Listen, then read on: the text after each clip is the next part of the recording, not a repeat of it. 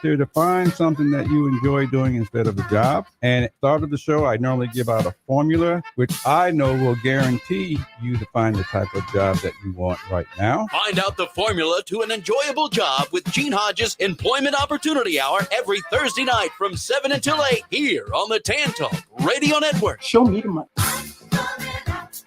Are you a writer, inventor? Do you have questions about your intellectual property rights? Well, tune in every Tuesday and Thursday morning at 11 o'clock for Joy on Paper. Once a month, I will have a special guest, the writer's legal eagle, Bill Larson of Larson & Larson, who can answer your questions. Protect your valuable work. Email me your questions to patsy.radio@gmail.com and then listen in every Tuesday and Thursday at 11 a.m. right here on Tampa Bay's Tan Talk Radio Network. That's patsy.radio@gmail.com.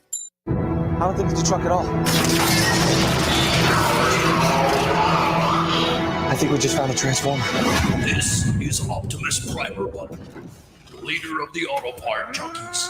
And I'm calling on all auto parts junkies to listen to nostalgic radio and cars every Tuesday at 7 p.m. here on Tan Talk. This is Optimus Primer Button. If you don't tune in, it will be the end of the world. Thinking about starting your own business? Then you need to listen to the Entrepreneur Opportunity Hour every Thursday from 6 to 7 p.m. There's nothing more rewarding than starting your own business. Gene and Mr. Dukes will bring you tips and advice from themselves and other entrepreneurs that will help you get started. Have you already started your own business? Then call in and share your story to help other entrepreneurs. That's the Entrepreneur Opportunity Hour every Thursday from 6 to 7 p.m. right here on the Tan Talk Radio Network. Tampa Bay's Tan Talk, entertaining and informative radio for the Sunshine State.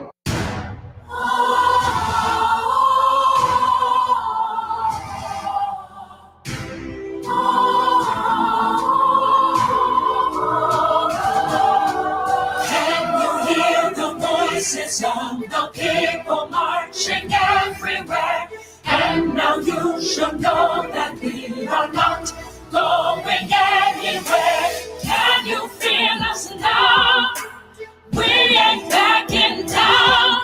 No, we won't turn around.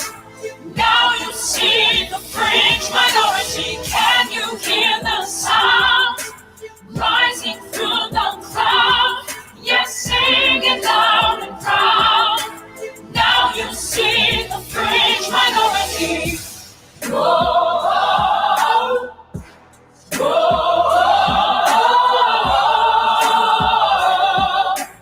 Now you see the fringe minority.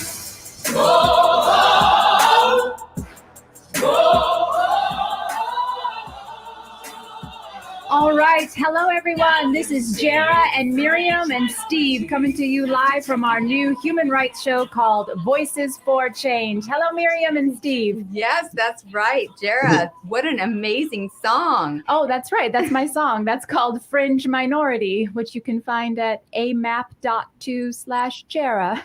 And what's great about that song, hi, Jara, Steve. it's really hard hitting and really lets everybody know what your music is all about. Thank you. Yes, we're all about that freedom and banding together. And we just went live last week with this show for the first time, but I will tell all of our listeners here in Florida and New York, because we are live on the radio right now, Florida and New York, and live streaming on YouTube, that our platform is human rights. Yep. So we love human rights because basically you can have different political ideas, different racial ideas, different medical ideas, but you can normally find very common ground on our basic human rights, which, by the way, were actually put into effect by the United Nations as the Declaration of Universal Human Rights. And there are 30 of them. So we will educate you on them as we go show to show. That's Perfect. right. And I got to give a little history about this show because Miriam and I met a couple of months ago, and we became fast friends. And we realized back then that we would have the same vision and the advocacy efforts to helping others and empowering others. And after that first meeting, we began to talk more and more. And I told her about the radio, and she was interested in it. And I was interested in all the work that she does. And she brought you on, Jara. And here we are on Tan Talk Network, downtown Clearwater, Tampa, and St. Petersburg. If you want to join in, please do. It's 727-441-3000. That's 727-441-3000. We want to thank Bobby behind the glass there in Clearwater, and also Carmine tonight. Usually Anna, but tonight we have Carmine, who's just coming off a Broadway play, guys. Check this out. All right, Carmine. That's amazing. He's doing double duty, and he Wow. was front and center stage last night on Broadway. I was there to capture it, and amazing talent that we have. But Jared and Miriam, we have a big show here today. Tell our listeners out there what's going on. Oh my goodness. Well, we have two extremely special guests, Dr. Peter McCullough and John Leake. Dr. Peter McCullough is one of the most famous doctors in the entire world right now. Honestly, the list of his credits, I could probably speak for the next 45 minutes on. He is an internist, a cardiologist, an epidemiologist. He has been going around the world educating people on the COVID, you know what word. We're not going to say it because we're live streaming on social media right now. But he is also, he and John Leake is a best-selling author. He's a true crime author, and they have written a book together called Courage to Face CO. You can fill in the blanks. So John Leake has won Editor Choice Awards, Publishing Awards. Dr. Peter McCullough has actually been going all around the country. He's spoken at the U.S. Senate Committee. He has spoken at the Texas Senate Committee, the New Hampshire Senate, Pennsylvania Senate, South Carolina Senate. So these guys are absolutely incredible. I don't know how, I can't even keep up with everything that they're doing and talk about freedom fighters fighting for our basic human rights.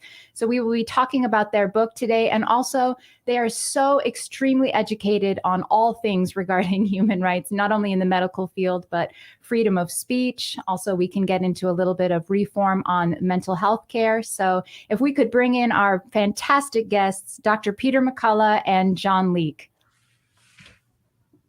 Thank you for having us. Yeah, thank you. Woo! Amazing. Well, gentlemen, thank you so much for being here. And if I may, John, we have not met in person yet, but Peter, I've had the extreme honor of meeting you several times. Actually, the first time I met you was at a function that was hosted for the Medical Freedom event back last year at Miriam's house, actually. I'll tell you, that was an incredible event, and your voice is amazing.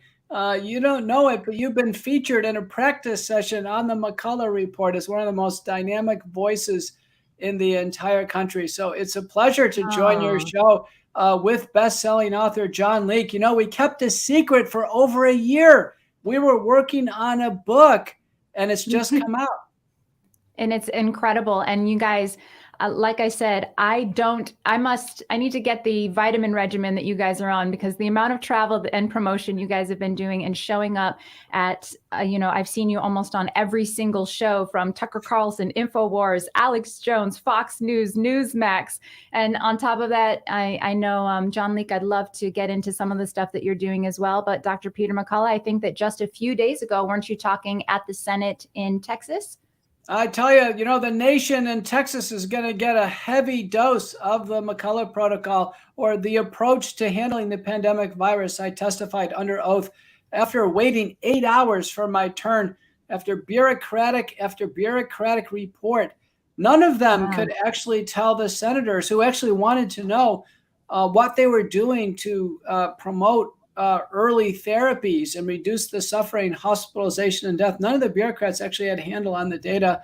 And I came in, both barrels blazing and let them know that a community standard of care, and there is a duty to treat patients when they're sick, particularly with a potentially fatal illness, to help them avoid hospitalization and death. That duty has always existed. And the community standard of care can be down to one doctor. If one doctor is willing to step forward and help patients, that defines the community standard of care in an evolving pandemic. And then I went through safety and efficacy of, the current products being used out there that are mandated for so many. I can tell you, I'll be on tonight. Turn on TV tonight, 10 o'clock Eastern. I'll be on Laura Ingraham, the Ingraham Angle. I'll be in the fourth set, so you'll catch me there. A little commentary about someone who's having some rebound after taking Paxlovid. Guess who? You'll find out.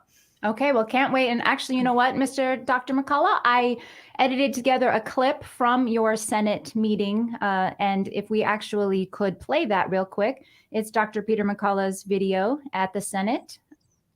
I've reviewed hundreds, if not thousands, of reports of patients who were hospitalized and died.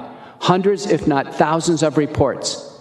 The outcome of hospitalization and death is a product of not receiving early treatment.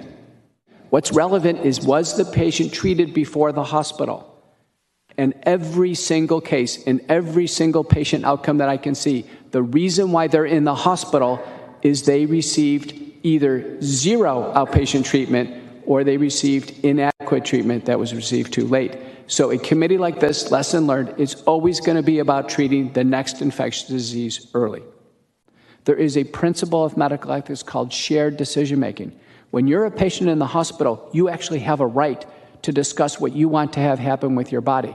If you're taking a medicine as an outpatient and you want to take that as an inpatient, that's called medication reconciliation. You have that full right to do so. No doctor can lord over you and say, no, you can't have that medication. If you've had a fair, balanced discussion, and the drugs like ivermectin are supported by hundreds and hundreds of clinical trials, they're in dozens of government guidelines elsewhere in the world as first-line therapy, any American, any Texan has the right to receive these drugs in the hospital when they engage in a discussion with their doctor. And under no circumstances should any doctor refuse a patient shared decision-making and their own personal autonomy. It's unethical, it's immoral, and from a clinical perspective, it's illegal, and don't let it happen on your watch. Those are my comments. Woo-hoo! Talk about fighting for freedom. Mic drop, Dr. Peter McCullough. Good job. Do you know so many patients have suffered? And in our book, John Leake will tell you, he interviewed them, and he interviewed some family members where their loved ones didn't survive. It's heartbreaking because these principles of medical ethics were violated. Yes. And I should say, if I may dive in. Yes, absolutely, Mr. Leake. Dr. McCullough's Senate testimony was not merely academic. I started feeling pretty lousy on Monday. So that is to say 2 days ago. Dr. McCullough didn't get back from Austin until Monday night. At about 10 o'clock, I suspected I had COVID from my symptoms. So with the presumption that I had COVID, I went ahead and started on late Monday night. Talk about a caring doctor. So at about 10:30 at night, he delivers to me this big package of ivermectin and the entire McCullough protocol. I started taking ivermectin on Monday night. I felt absolutely dreadful all day Monday, all day yesterday. I slept all day yesterday. I mean, this is a severe malaise, the worst I felt really in as long as I can remember. The only thing I could compare it to is probably the worst hangover I've ever had. I mean, like a bachelor party, magnitude hangover. I tested positive yesterday. Oh, I don't know if you can see that. Yep, there it is. There it is. We're not going to say the C word, but you can say the COV word. So day 2.5 of treatment, day 3rd of symptomatic illness, and I feel fine. That is incredible. Literally, I feel fine. That's incredible. I went for a 4-mile walk. I haven't felt the need to take a nap all day. I worked all day. I mean, I quite literally feel fine. Wow. That's awesome. So I'm sorry to hear that you're not well, but it is a great testament to our audience that you are actually online with us right now, several days after testing positive. And here you are, perfectly healthy, perfectly fine. No, the day after I tested positive. The day after. Yeah. So treatment day 2.5, illness day 3, and I feel fine. Now, there is no way we could attribute this dramatic turnaround this morning after feeling dreadful on Monday and Tuesday. There is no way we could attribute this dramatic I would say at this point of full recovery, to just a quirk, just a kind of coincidence. Absolutely. So I think that what it's taught me, I'm sorry, I just got out of the shower. I was a little late. I was a little late getting into the shower before this. We're so happy you're here with us, John. Yeah, I don't think we can attribute my dramatic turnaround to just coincidence. I believe it is absolutely due to the McCullough early treatment protocol. Absolutely. And you know what? Actually, I have a similar story with Dr. Peter McCullough. Again, probably the most influential, famous doctor in the world right now, on every single news station, going around the entire country. And yet several weeks ago, it's 2 months ago I was extremely ill myself and doing quite a bit of protocol, but was not getting any better. And I texted Dr. Peter McCullough. He texted me 2 things that I was missing from the regimen that I was applying. And literally by the next day, the fever broke and I started recovering. And that was just with the povidone iodine, which I had added in, Dr. McCullough, and something that I had never heard of, which was also adding an antacid. So I don't know if you want to give a little bit of information about that, because it literally turned things around for me. Right. So this has been an evolution in thinking, and we've learned that it takes about 4 to 6 drugs with some nutraceuticals and supplements to do it. Tonight I'm going to comment on our NIH NIAD director, who apparently is just using one drug and not getting through the illness. And he's missing out on the concepts of the McCullough protocol, where we need to address viral replication, inflammation, and microthrombosis. And remember, the virus is largely in the nose. And so if we actually use povidone iodine, dilute povidone iodine, John's using that right now. He's using a commercial product that's working very well. In fact, because John and I had exposure, as well as my wife, we're actually using it right now preventively. So I've actually used it today. I'll use it one more time tonight, twice a day, to prevent the onset of the infection, and then actually up to every 4 hours during acute treatment. So that works very well. But what John will attest to is that if we start early, the intensity and the duration of symptoms is markedly reduced. And on top of that, the period of infectivity is reduced. So untreated, he could go 2 weeks and still spread the illness. But now with this intensive multi-drug treatment protocol, which is well tolerated, it's truncated now down to just a few days. Absolutely fabulous. And thank you for sharing that. And I'm sure at some point, Dr. McCullough, we can talk after the show, and I can put some links up to exactly where people can find that protocol, or you can say it right now. Jara, I want to address your question regarding the use of famotidine or Pepcid. There's a recent paper that was published by Dura and colleagues from the University of Virginia. Over 20,000 individuals. It's on my Twitter feed, P_McCullough MD.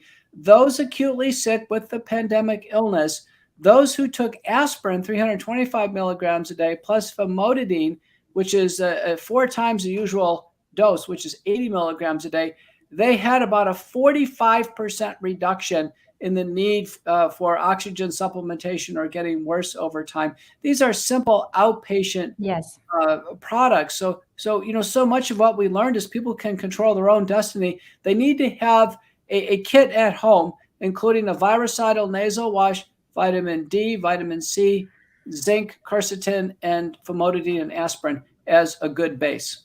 Wow. Yes. And most of the things that you're saying, Dr. McCullough, like famotidine, to anyone listening on the radio or live streaming right now, I did not know what that was. It is literally a basic antacid. It's Pepcid AC. Not that we are promoting that, although maybe we can get some sponsorship now. But it can be found at the drugstore. Quercetin, it sounds like something that maybe you've never heard of. It is a normal vitamin. It can be ordered on Amazon. These are not things that are hard to get.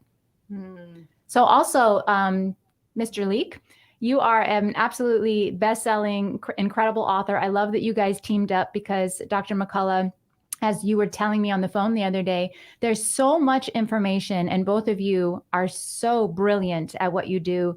And Dr. Peter McCullough, I know that you've been going around the country giving all of this extremely medical information, and sometimes people do tend to tune out on that a bit because it's just so much information coming their way and they might not understand it all or know how to process it. So, John, I know that you guys have teamed up because you are an author and you've told this story, a real story, but in a way that actually has a beginning, a middle, and an end to engage listeners into actually reading a real story that's also informing them at the same time, which I think is brilliant.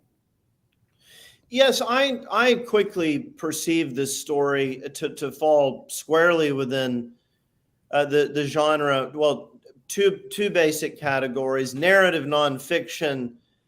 You try and tell a true story with a multiplicity of facts, of a great deal of information, but you try and parse that information out in the form of a story. So this idea of narrative nonfiction, it's not like, a prosecutor's brief or an encyclopedia entry. I mean, you are telling the story. So when SARS-CoV-2 arrives in the United States in March of 2020, it's like we've suddenly been set upon by a foreign army, although it's far more insidious because it's invisible. You can't actually identify or see the enemy. And a strange thing happened in this country. Instead of saying, well, let's figure out how to fight the enemy, our public health authorities and our rather miserable mainstream media just said, well, stay at home. There's nothing that can be done about it. Straight out of the gate. I mean, the initial assertion is it's novel. We don't know that much about it. But at the same time, we can assure everybody that it's unassailable. Nothing can be done. We just need to stay at home and wait for a vaccine. Mm-hmm. And I say that literally. I mean, some of the more notable members of what we call the biopharmaceutical complex, I won't mention any names, but you can probably imagine who they are, actually wrote op-eds in the Washington Post, in the New York Times, stating, our best hope, or rather our only hope, is for a vaccine. And once, I realized the censors are listening. I should be careful with that word. I beg your pardon.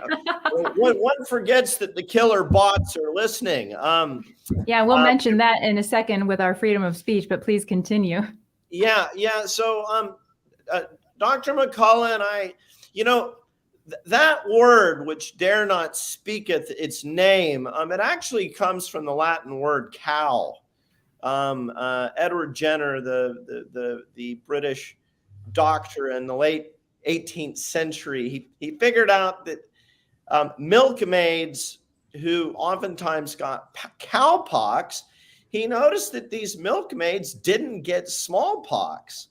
And Jenner was a very, clever observer, and he realized, I wonder if there's something about the cowpox that renders protection against smallpox. I mean, this is like 1796. You get kind of hats off to the guy. So he took a little needle and he put it in one of these pustules on a milkmaid, and then he started injecting it into people, and he noticed that they too didn't get smallpox. So that word comes from the Latin word vacca, which means cow. Let's use vodka from now on. Vodka. So there you go. That's an idea. That's perfect. We have kind of a fun little detour into etymology. There's another expression, sacred cow. It is something that you cannot challenge, you cannot question, you can't even touch it. It has a sort of sacred cow quality. It would be a gross act of impiety to even question it. So Dr. McCullough and I have come up with the cipher, the code word for this word that dare not speak its name. We're calling it the sacred cow.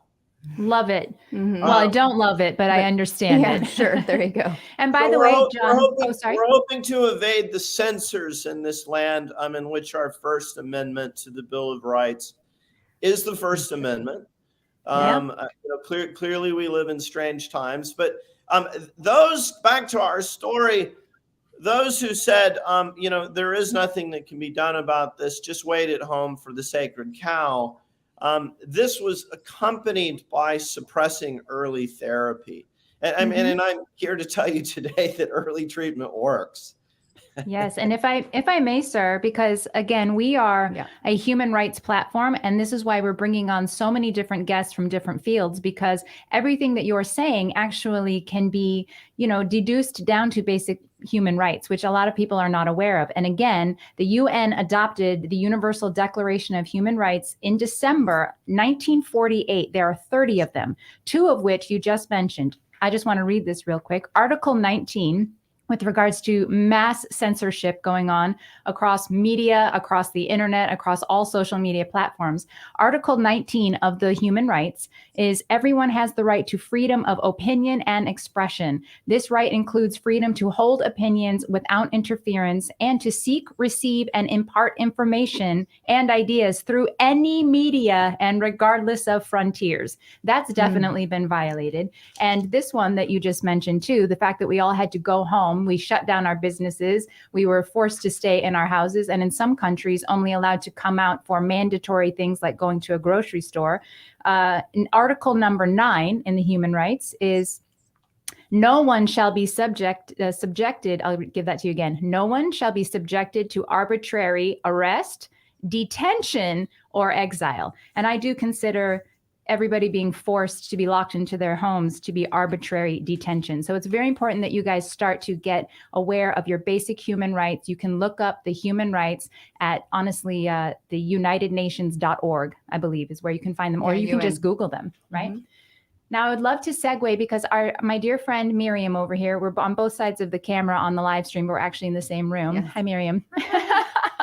My friend Miriam here is an amazing freedom fighter, and her main platform has been reform in the mental health care system. Now, John, I heard you speak on an interview recently on, I believe it was with Alex Jones, InfoWars, and you brought up some things. I actually have a clip of the interview. I'd love to show it, and I'd love to segue with you guys, because obviously we're talking about the overreach of the pharmaceutical companies with the sacred cow, but we also want to touch in upon the fact that there's massive overreach with the pharmaceutical companies in the mental health care system. So if we could run the clip of John real quick on that interview, and then John and Peter would love to have Miriam talk to you also about what she's been doing and your insights to that part of this puzzle as well. I guess you're familiar with Dr. Peter Bregan. I mean, he told me something that I just thought was so illuminating. He said, I used to get invited to go on to, the Oprah Winfrey Show, all of these shows to talk about my work. This is Peter Bregan. He's a psychiatrist who's delved deeply into the abusive practices of the pharmaceutical industry and the psychiatric industry. And he said, I used to get invited all the time to talk about my alternative viewpoint on the practice of medicine. And I believe it was the year 1997, the FDA loosened the regulatory language with direct marketing on television for pharmaceutical products. And he said, I never got an invitation to appear on television ever again.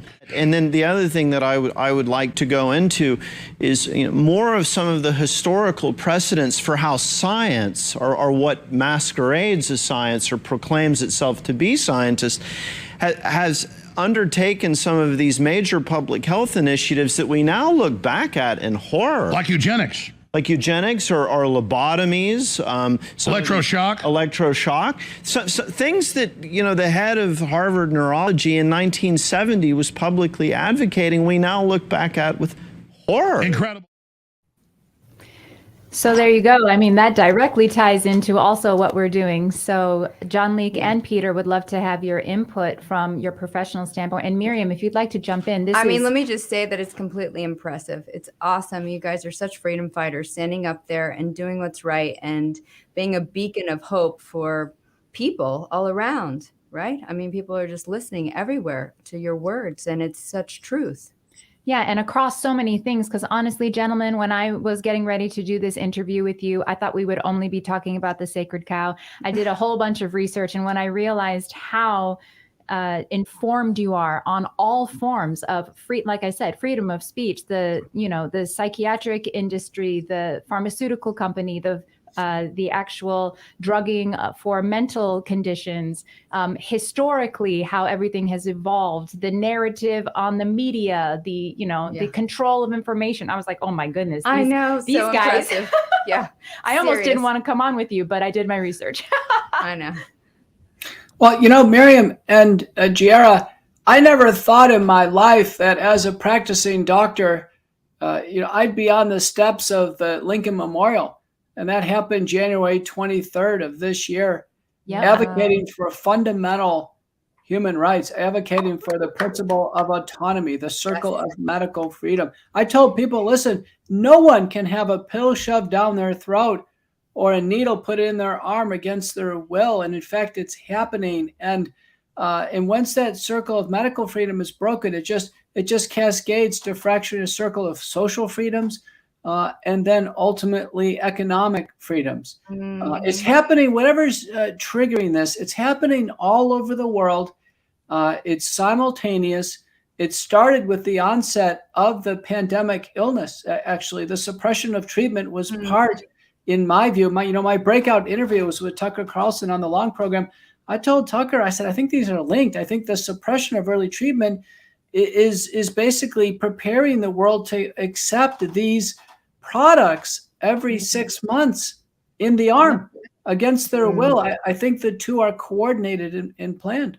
Yes, and yes. who's making the money? Honestly, I mean, we could go right down the rabbit hole on that. But the pharmaceutical companies are obviously enforcing these injections, and then also just the mental welfare of people after being isolated and the world has never experienced what we experienced in 2020. Nothing like that has ever happened, and the mental well-being is now also being pushed, and then psychotropic drugs being pushed for, mental health things. And it's all going back to the pharmaceutical companies, right, Miriam? Yeah, there you go. And, I don't think there's anything necessarily wrong with earning income, right? I mean, but if you're earning income in order to actually create harm on somebody, then that's where the whole ethical issue lies, and basic human rights are infringed upon. And so I'm just so grateful that the two of you are standing up and doing everything that you can for all of us in our country. Thank you so much. And actually the world, people are watching and very grateful. Yes, thank you. And John, I would love to get your input, because obviously you're the one that said that in the interview, with the connection between everything going on and also the push into, these drugs and these so-called therapies for mental health, when I believe that there are much better ways to go about it. Well, my formal education is in philosophy, and I always like to look at things from formal logic, and you look at the basic conceptual framework of an assertion or a proposition. And the thing that I long ago noticed about the psychiatric profession is, I guess it was 30 years ago, I read that the human brain is probably the most complex single object in the universe. There's so many things about it that we don't understand. I mean, even just basic perception, like how on earth can we walk through a crowded room and we're seeing all of this and forming a picture, and there's a whole range of emotions, thoughts, perceptions. Simultaneously, you have recollections of the past, perceptions of the present, planning for the future. I mean, the immense complexity of this. And for these infernal pharmaceutical companies, I shouldn't say that. They're not entirely infernal. They've actually done some good things. So There's always the good with the bad, everybody. They've done some good things. It like anything else in life, rarely is something all good or all bad. The pharmaceutical companies have done some There's very, no absolutes. very beneficial things for mankind. But they have occasionally in history embarked on a very questionable path. And what I would say with all of these psychiatric products is there is a presumption that a large percentage of the human population has a naturally defective brain chemistry. In other words, the problem is not a spiritual problem. It's not their habits. It's not their experiences. It's not, a range of behavior and habit. I think habit being the most important one. It's just a deficiency in brain chemistry that we can crudely identify and treat with a molecule. And I'm not going to declare that this concept is totally false, but I will declare that it is highly questionable. I think we can all roll with that. Yes. And would require a great deal of careful consideration. But it's a very profitable industry. I really raised this in my book because Dr. Peter Breggin is a friend of ours. He wrote a magisterial work of scholarship on the viral pandemic called and I can't say the name, but The Thing and the Global Predators, We Are the Prey by Peter R. Breggin, in which he provides his conceptual interpretive framework by talking about his decades of experience serving as a critical observer of this psychiatric profession in its various drugs and procedures that he has perceived and studied, and he's testified as an expert witness to be harmful in many cases. So he was starting with this interpretive framework when SARS-CoV-2 arrives, and he realized, these guys are up to their dirty tricks again. And I'll just conclude with this. Obviously, if you lock people up, if you separate children from their friends, if you don't let them go to school, if you hold them up in a sort of a stir crazy environment, you separate them from doing their hobbies, things that they enjoy. It's a good way to turn everybody, the whole world, into just a big basket case. Absolutely. And that, I believe is what happened. And Dr. McCullough has done a deep dive on this concept of mass formation psychosis, which he's really studied this. I'll let him talk about it. Well, yeah, I think you're right. The mental illness tie-in here to the great pandemic is mass formation, and then in parentheses, psychosis. And I've had a chance to do 2 programs now. I'm communicating regularly with Dr. Matthias Desmet, professor of psychology at the University of Ghent in Belgium, and his new book called The Psychology of Totalitarianism. And Giera, I tell you, it's a special favor. I'll get him on your show. You're going to love him. Amazing. Yes, he's brilliant. He's brilliant. And he explains that once we've had a long enough period of isolation, we've had things taken away from us that we used to enjoy. We have constant free-floating anxiety, kind of being injected with fear through the news cycle, work, and school, that we're set up, in a sense, to receive the answer from entities of authority. And that once we get entrained into these answers like masking or mass mandated products, the sacred cows, once we get into this, there basically becomes a solidarity that develops, a dependency, if you will, on the centralized form of authority. And you hear this all the time. People say, well, the CDC says this, the FDA says this. And so people are in mass formation. The current estimates are, I think, fully a third of the country is in mass formation. About a third is starting to wake up. They sense something is wrong. And then there's a solid third. The New York Times had this recently. A solid third, 35%, have either not taken it or they're not going to take a third or fourth a round of these. They're not going to. So I tell you, it's a third. It's over with. The program is effectively over with in terms of getting everybody on an every 6-month program. But the challenge is, can enough people wake up? This mass formation is very, very solid. I had a conversation yesterday, a former colleague of mine.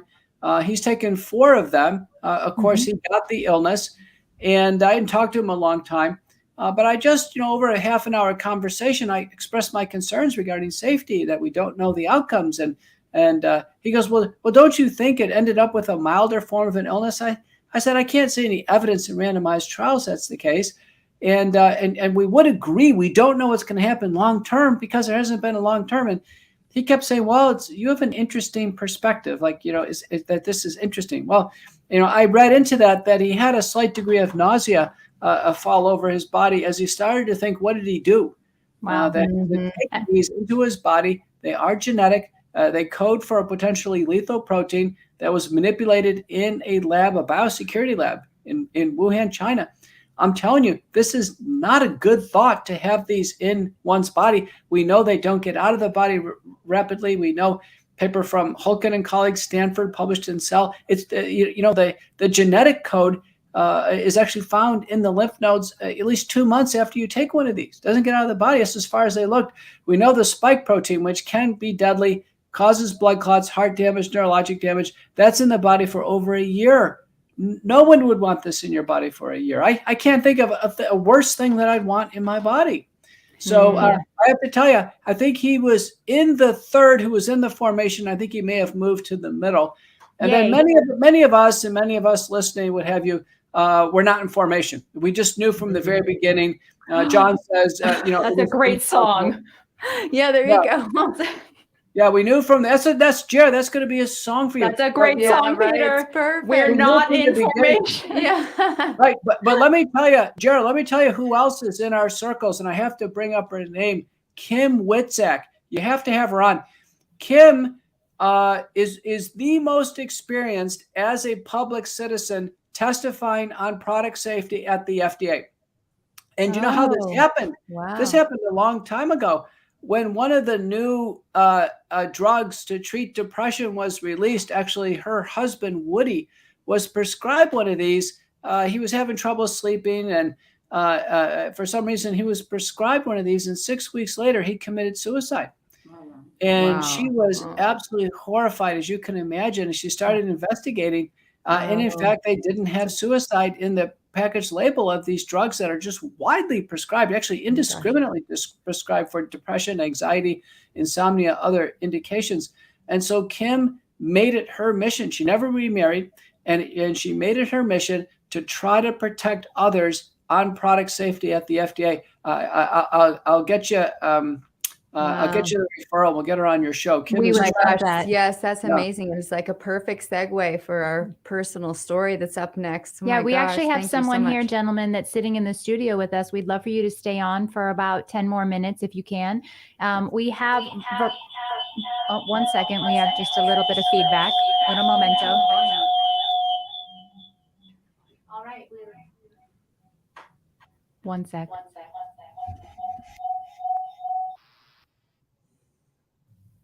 All right, we're back. Nope. All right, guys. Well, okay, here we go. Okay, just turn it off and go on Miriam's. Sorry, everybody. All right, so here's the thing. We have Veronica in the studio, and she actually has a personal story with regards to, well, I'll let her say it, but her son received one of these sacred cows years ago. And then I'm going to let you tell your story, Veronica, but it was quite a horrific experience, which wound up with health concerns and also him being diagnosed, as far as I know, with even mental conditions, all because of this mandatory sacred cow. So Veronica, if you could share some of your story with us while we have the doctors on, to really bring it to light that, this is not just all technical information. These are topics that are hitting people on a personal level every single day. Yeah, and it's super important to be told, right? Because you guys, while you're out there doing all your freedom fighting and you're testifying in front of Congress and you're hopefully getting lots of laws changing, because that's what I'm over here praying and postulating for, that we get a lot of reform in this area and medical freedoms are protected. I know, Dr. McCullough, you are working so very hard for that, which we all appreciate so much. But Veronica is going to just give a personal testimony story of how kind of, maybe is it fair to say, difficult it was to overcome the enforced shots, I guess is what we say. Well, thank you for being here. And first of all, I would like to thank both of you to fighting for our human rights. And I also would like to thank to Dr. Peter McCullen. I'm sorry if I don't say your name correctly. We need you because me, as a mom, we need people like you, Miriam and Jared and all other doctors who's fighting for our health, mental health, and physical health. So basically my story, just to very shortly, I give birth to a beautiful, healthy son in England. And I moved back to Hungary. I'm Hungarian, I'm from Hungary. And in Hungary, the secret cow is mandatory. There you go. So I didn't want to do it, but basically I get notification from the health department. I have to do it. I have to do it. And I was ignored. And also I was believe my human rights. I can choose what I want to do with my own son. Anyway, one day somebody show up in my house from the health department, and I have been told if I'm not going to do this, I'm going to be on the court. I'm also going to be, my son going to be taken away because I'm not responsible as a mom. So it was like actually somebody came to your door wanting to take your kid away. Exactly. I get this big notification. This is have to be done. Otherwise, there are consequences. I can even end up in a jail. My son can be taken away because I am absolutely irresponsible as a mother that we don't have this thing, right? So I got scared, of course, and eventually it happened. He got the mandatory shot, and quite a lot.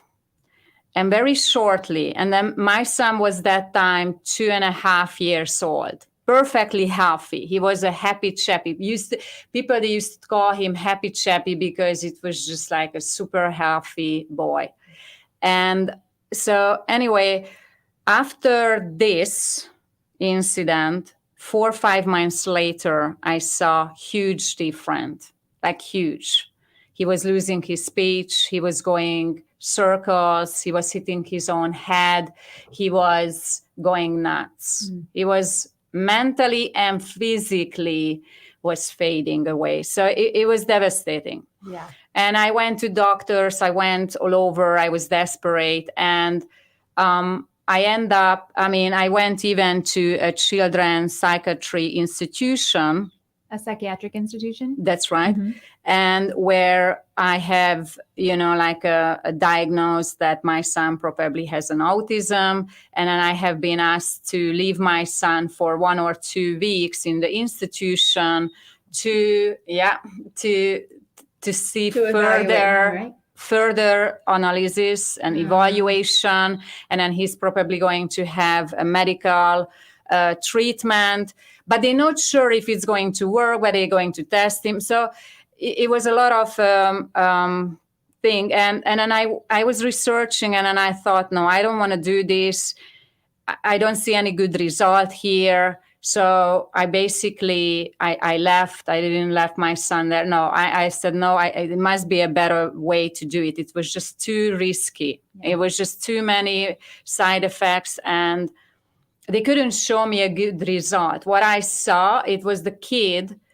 It wasn't doing better. Those kids were more like zombies. They were not circling around anymore. They were just like more quiet. They wasn't, doing those crazy things anymore. Anyway. You mean crazy things like just being a child? Like being a child, but also these secret cows, it makes you mentally ill. It does, because it has, I don't know what it does with your brain, but it does affect badly your mental health too. Mm-hmm. So they do, like my own son, he was hitting his own head. Wow. He was hitting his head on the table. Yeah, because does it attacked or affected nerves? Exactly. The neurological system is basically attacked by these secret cause. It does something. You know, I'm not a doctor. I'm just a mom. And I was doing researches, whatever I could, but I see what I see, you know. And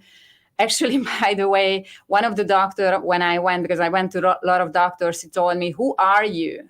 And you're telling me these kind of things. And I said, what? I am the mother of my son. I need some help. And anyway, it was a long story, but what happened, one day I was looking on the internet, a talk on YouTube, Jenny McCartney. Oh, yeah, of course.